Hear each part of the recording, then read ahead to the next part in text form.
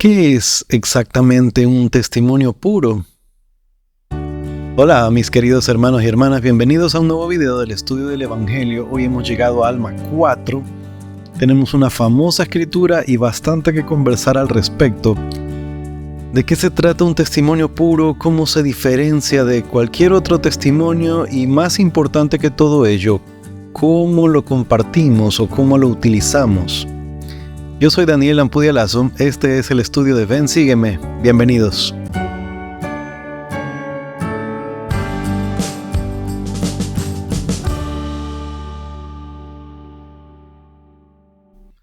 Entonces, como lo dijimos, capítulo 4 de Alma, tenemos algunos asuntos que tratar sobre esto.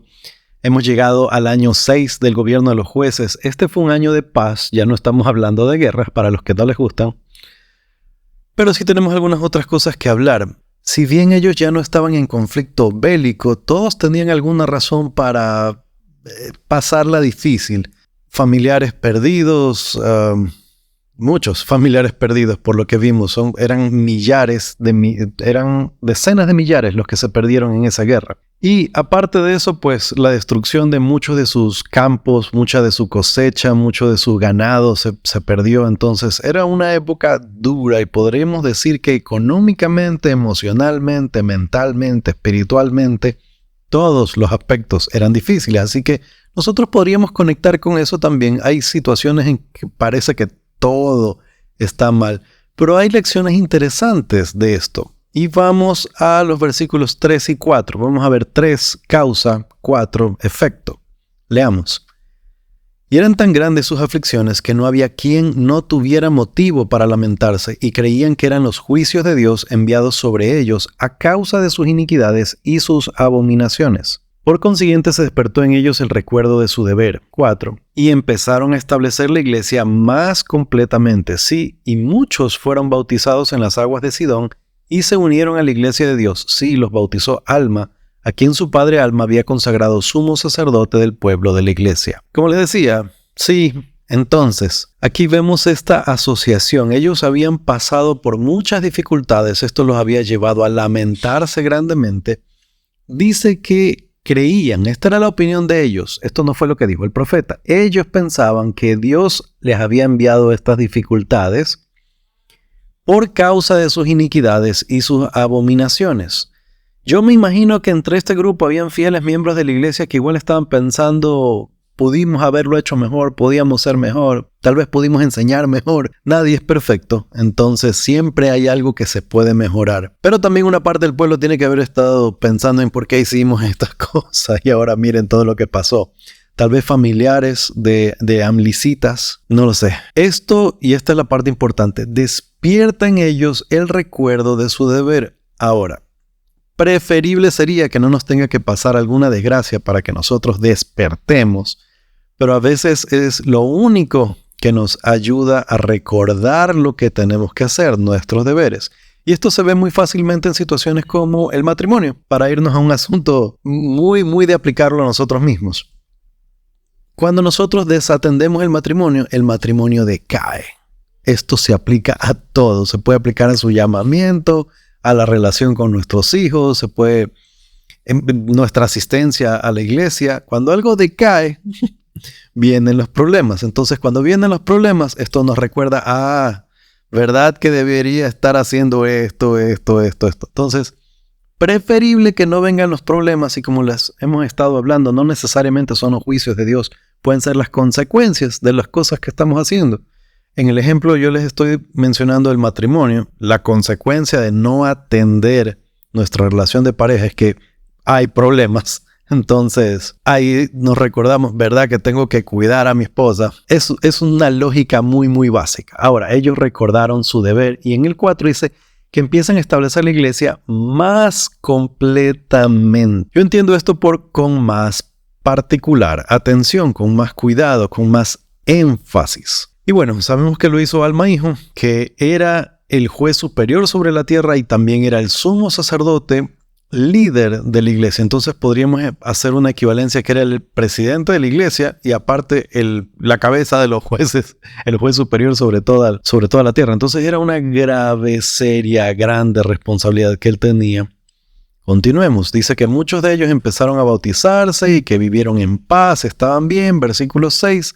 Aconteció que en el año 8º del gobierno de los jueces, los de la iglesia empezaron a llenarse de orgullo por motivo de sus grandes riquezas y sus delicadas sedas y sus linos de tejidos finos y por motivo de sus muchos rebaños y manadas y su oro y su plata y toda clase de objetos preciosos que habían obtenido por su industria, y en todas estas cosas se envanecieron en el orgullo de sus ojos, porque empezaron a usar vestidos muy costosos. Empezamos a notar de forma ya muy clara el ciclo nefita del que se habla muchas veces en las escrituras, este giro de estoy bien, estoy mal, me arrepiento, entonces el Señor me bendice, entonces me lleno de orgullo, entonces estoy mal, entonces me arrepiento. Entonces nosotros estamos viendo este ciclo que toma años, en este caso fueron 2-3 años que les tomó llegar a ese punto otra vez, pero lo podemos ver también el resultado por generaciones. Entonces aquí es donde nos ayudan estos ejemplos para que nosotros no caigamos en las mismas cosas. No es malo tener riquezas, ya lo hemos hablado, seda, linos, tejidos finos,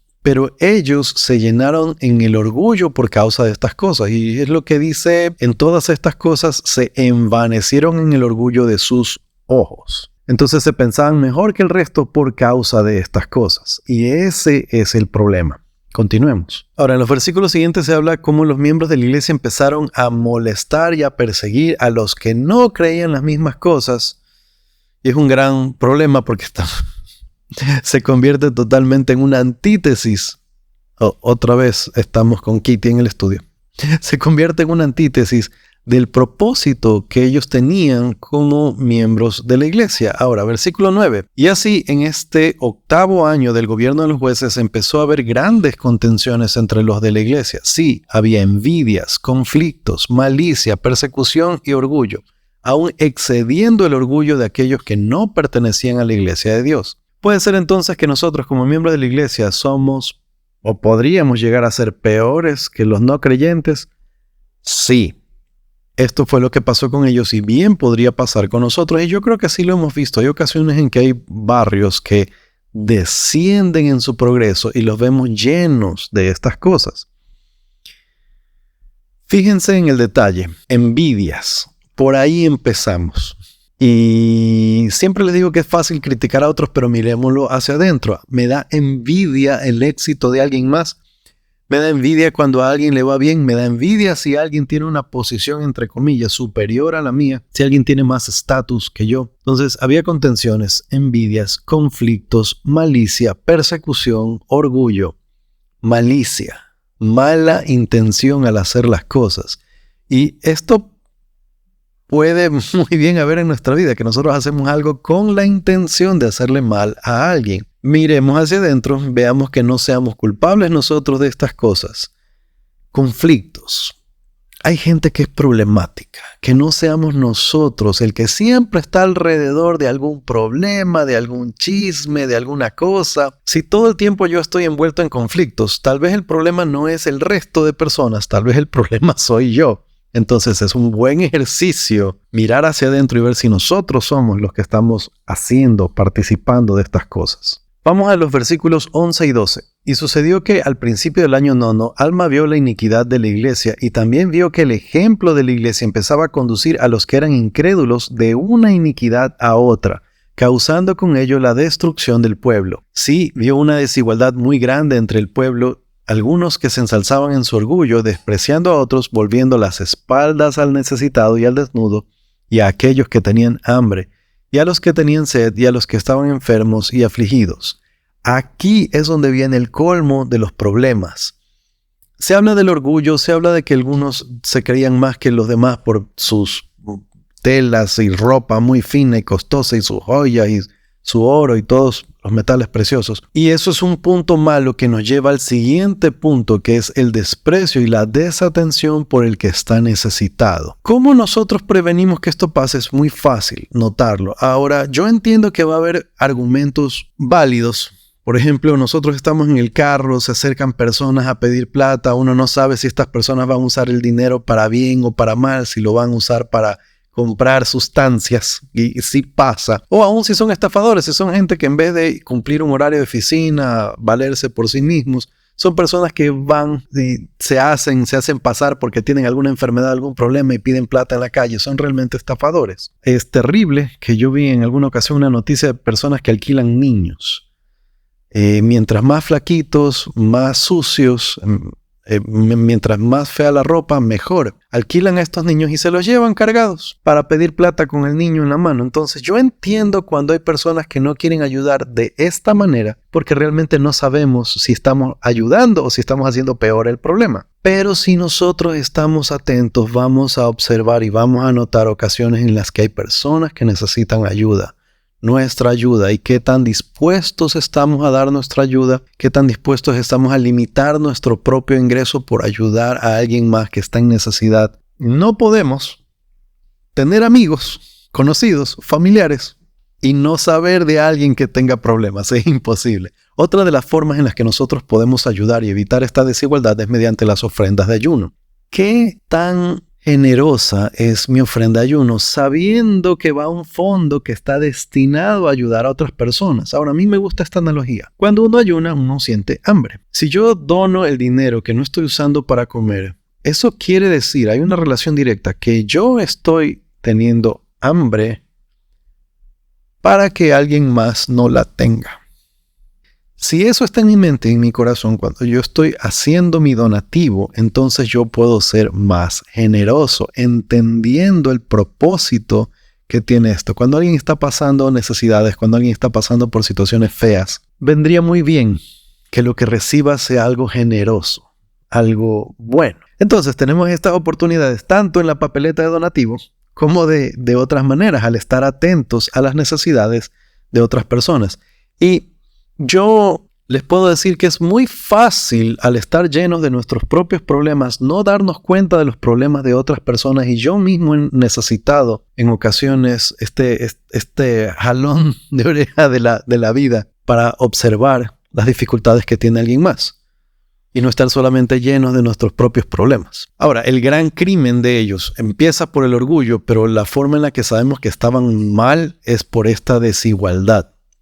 Y fue lo que destruyó a Sodoma y Gomorra. Si lo estudiamos con atención, pensamos siempre que fue otro pecado, pero realmente el problema es que ellos volvieron la espalda al necesitado. Alma trabaja en este asunto y los de la iglesia se concentran en la parte subrayada que tengo aquí del versículo 13. Dice, repartiendo de sus bienes al pobre y al necesitado, dando de comer al hambriento y sufriendo toda clase de aflicciones por causa de Cristo. Esta era la condición en la que él puso a la gente de la iglesia a trabajar, y había un grupo de personas en la iglesia que sí eran buenos, que no estaban llenos de orgullo, que empezaron a trabajar en esto, versículo 14, esperando anhelosamente ese día, reteniendo de ese modo la remisión de sus pecados. ¿De qué modo? Yo puedo leer fácilmente esperando anhelosamente el día. Esto nos hace retener la remisión de pecados. Esto es por un lado.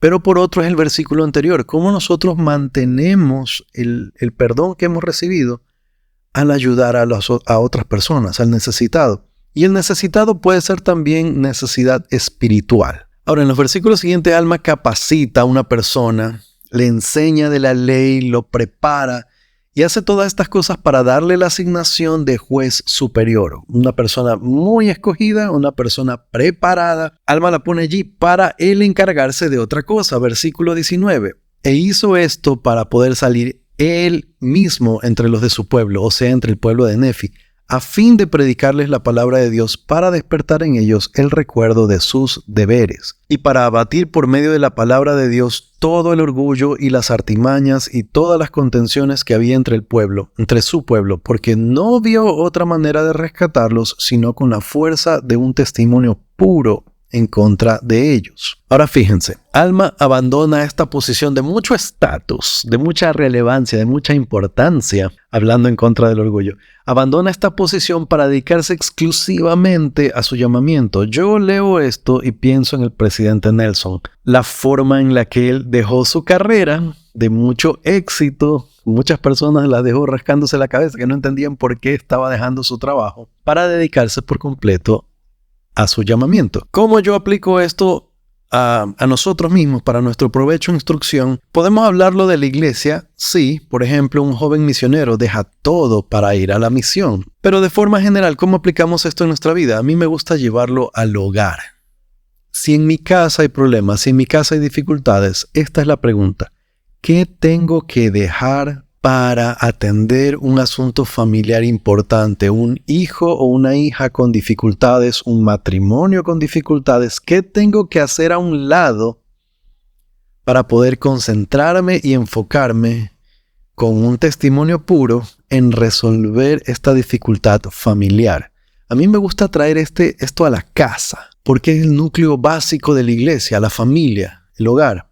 Entonces, es de orden espiritual poner en orden nuestra casa. Así que el ejercicio debería ser, y esto se puede tratar en familia o en pareja, ¿qué voy o vamos a dejar de hacer como Alma dejó el asiento judicial para, con un testimonio puro, salvar a mi familia? Ahora, volviendo a la pregunta, ¿qué es un testimonio puro que establecimos al final? Vamos a leer un par de citas. En palabras sencillas, el testimonio, el verdadero testimonio nacido del Espíritu y confirmado por el Espíritu Santo, cambia vidas. Cambia su manera de pensar y lo que hacen, cambia lo que dicen, afecta toda prioridad y cada decisión que toman. Ahora, con eso de forma básica entendemos qué es un testimonio y cuál es su efecto. Y la cosa es que primero me cambia a mí. Luego, si yo voy a usar un testimonio puro, con ese testimonio yo puedo ayudar a alguien más también a cambiar su vida. Pero lo que hago realmente es conducir a la persona a obtener su propio testimonio, porque eso es lo que va a cambiar la forma en la que actúa, piensa, todas las cosas que se desprenden de ello. Ahora vamos a la siguiente. Nuestras reuniones de testimonios se deben centrar más en el Salvador, en las doctrinas del Evangelio, en las bendiciones de la restauración y en las enseñanzas de las Escrituras. Debemos reemplazar los relatos, los itinerarios de viajes y los sermones con testimonios puros. Entonces el testimonio no necesariamente es relatar un día entero o una historia muy complicada para decirle a las personas por qué yo sé que algo es verdad. Yo puedo traer eso a mi mente, puedo traer la situación, cómo fue que yo llegué a entender, a saber, pero realmente es la confirmación del Espíritu lo que se comparte. De tal forma yo puedo tener una historia con muchos detalles de qué problemas tenía, lo que yo estaba pasando, las dificultades que se presentaron y cómo yo oré y lo que sentí después. Pero yo puedo ponerme de pie en la reunión sacramental y decir de forma muy sencilla, yo sé que Dios escucha y contesta nuestras oraciones. Esto va a ser más poderoso que contar una larga historia. Ahora, hay momentos para contar estas cosas. La reunión sacramental mayormente no va a ser el momento. Y si lo fuera, deberíamos reducir la historia lo más posible para que otros de nuestros hermanos también tengan la oportunidad de compartir su testimonio. Mis queridos hermanos y hermanas, un testimonio puro viene del Espíritu Santo, es la confirmación que nos ayuda a entender, a comprender, a discernir las verdades de Dios. Con esto en nuestra mente, en nuestro corazón, al compartirlo podemos llegar mucho, mucho más que simplemente haciendo otras cosas como regañar, como decir por qué alguien está haciendo algo malo. Más bien hagamos que cuando se enseñe, levantemos el espíritu de las personas y los animemos a guardar los mandamientos de Dios. Conmigo será hasta la próxima. Chao.